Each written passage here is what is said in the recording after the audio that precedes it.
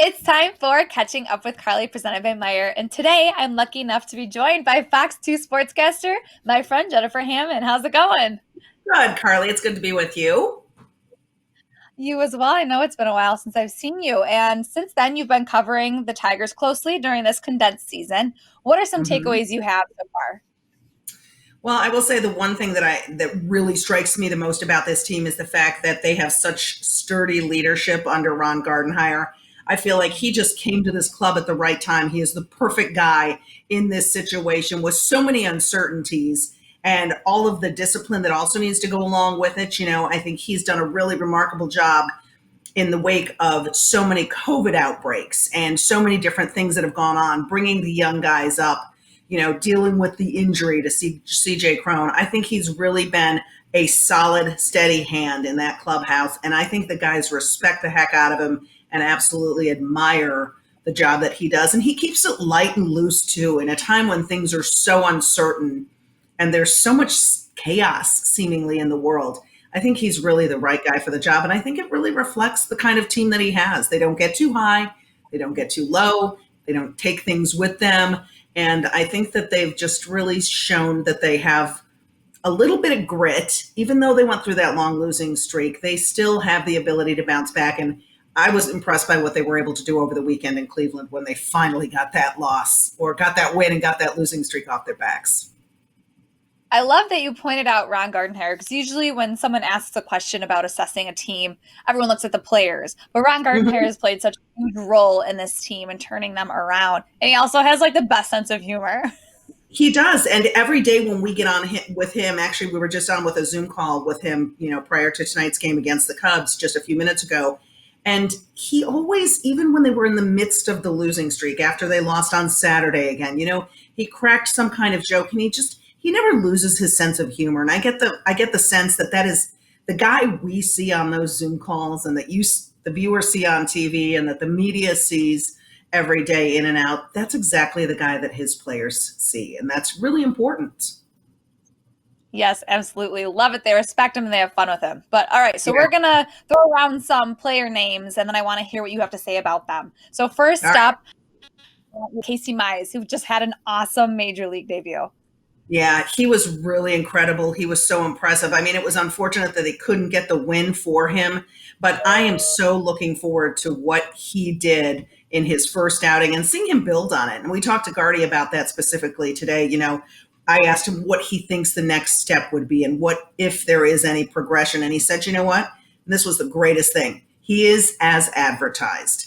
Exactly what we thought Casey Mize was going to be. He showed us that he was through spring training and through that first start. And then tonight is his first start at Comerica Park. So certainly he'll still have some adrenaline. He'll be amped up. But I do think that we're going to see a lot of amazing baseball and outings out of this kid throughout his career. And I'm so thrilled that they brought him up when they did and that they handled it the way they did. And I really look forward to the time when the fans can be in that stadium and they can cheer for him because he is going to be beloved and he's going to feel that love and that support. And I know that he said he's already seen it on social media, which is really cool, especially for a young kid like that who's probably so absorbed in social media like many people are. But I think it's going to be amazing once he finally gets around the fans and is able to really maybe even pull off a huge win at some point in his career, an opening day start or a Yeah. playoff win or something like that. It's going to be fun. I personally, as a fan, am very excited for that day. I can sit in Comerica Park and watch him pitch. But someone Yeah. else, how about Nico Goodrum, who leads the team currently in RBIs? Nico is a good, steady force. And I think one of the things I like the most about him is he is exactly the player that Ron Gardenhire wants him to be.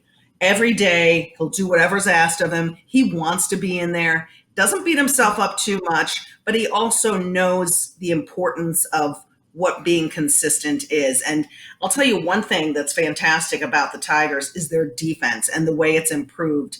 And he's a huge part of that.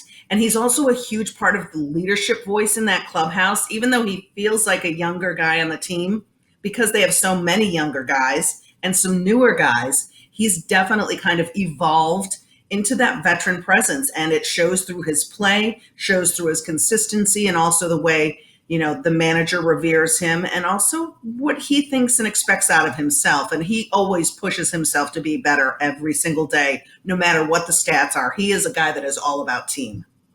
Veteran voices mean a lot to those rookies. And another veteran guy, someone who says he doesn't personally feel like he's playing to his potential, is pitcher Matt Boyd. What do you think is going on there? Do you think he can't just get in his groove, or what have you assessed? Well, he pitched well enough to win on Saturday night. Let's just say that. I mean, I thought that it was a step in the right direction. And I know that fans don't always like to hear this, but I'm going to say it again. Matt Boyd is one of the finest human beings that you will ever meet, not only in professional sports, but in any walk of life. So to see a guy like that struggle when all he has done is worked his tail off in the off season and has been a mentor and a leader to all of these young guys. I mean, he deserves some of the credit for these young pitchers coming up and being able to make a contribution and keep it all together.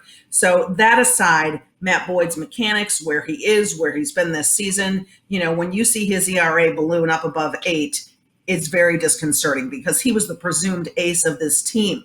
But I think that last outing on Saturday night against Cleveland, even though, like I said, they didn't get the win, he's still winless this season. It was something to build on. And I think that once a pitcher can get something like that going, like Daniel Norris, he's talked about it too, time and time again. Once you start to see some changes in the positive direction, toward the plus column, it really can be a great stepping stone and building block. So I think Matt Boyd's next outing will be the most important outing to see if what he did Saturday night is going to be able to stick and it's going to be growth, and if the rest of it is just kind of the exception rather than the norm for Matthew Boyd going forward, which I believe it is. I believe it is too. I have faith Matt Boyd will turn it around. But I mean, the Tigers started really hot, but then they had that string of losses that you were kind of talking about earlier. What did you notice different in their gameplay during that losing streak? Gosh, well, that's a hard thing to say because some days it was the bats. I mean, they faced some tough pitchers who shut them down. And they still there's some guys that still make some, swings that you think, okay, they know better than that. And they work on it. I think it's important that they, as that 20-game losing streak was going on to Cleveland, they were more concerned about getting out of the woods on that 9-game losing streak as a team. Mm-hmm. They didn't bother to think about the 20 games. So once they won on Friday night, I think it was more of kind of the sigh of relief. Like, we needed a win. We needed to know we could do it again because they were playing fairly well. I mean, at one point, I think they were 12-8 or 12-9 when they came back from Pittsburgh and they had swept the Pirates. And then they just kind of went into that tailspin of that losing streak. But they played some much better teams, the White Sox, the Cleveland Indians, and also the Twins are coming up, and tonight the Cubs. I mean, this is where we're going to really see what they're made of. And if they can get consistency like we saw early on out of the bullpen, and it all starts with the starting position, the guy who's the starter. They're not doing the opener thing as much. Ron Gardenhire really wants to try to get 5 innings out of guys. He said Mize isn't on a specific pitch count tonight, but he wants to see these guys try to get 5 innings in so he can, kind of pick and choose, kind of one guy at a time. So he's not getting anybody out there in long relief and burning his arms. I think through that losing streak, one of the huge disadvantages was they didn't get quality starts. They didn't get any kind of, solid starts from their guys that started the games. And it put them in a position where he really had to burn a lot of arms on the back end of the pen. And it's a really difficult situation. And they weren't getting the run support because they were facing other pitchers that were more dominant and were really taking advantage of them. And it just it spun out of control. It was just kind of in a tailspin. And that's what happens when you're losing.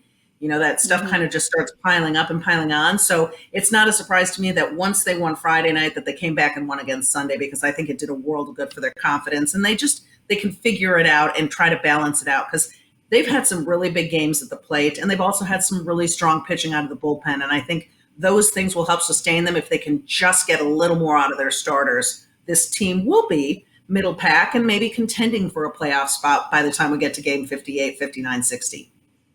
Let's hope so. And let's hope they can keep that winning streak ball rolling, if you will. That'll be fun. And like I said, I'm really excited to see Casey Mize go again tonight. It's going to be fun. Yeah.